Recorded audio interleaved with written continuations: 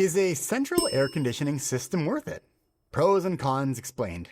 If you've never had air conditioning and you don't know where to start, a central AC is worth it. If you're in the Alberta area, you probably have a furnace located somewhere near the middle of your house.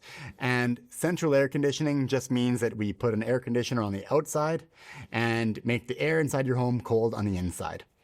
The best part about it is you get cold air on the inside.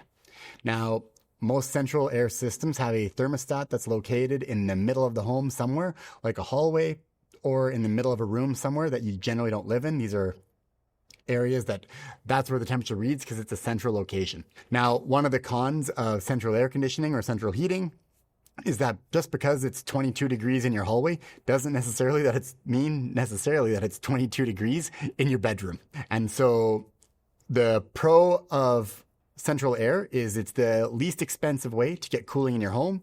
One of the cons is you don't get room by room comfort.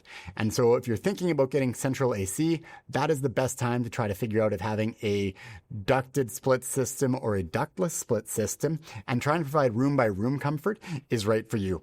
It's significantly more expensive, but it's great to have options up front before you invest money into a central AC system.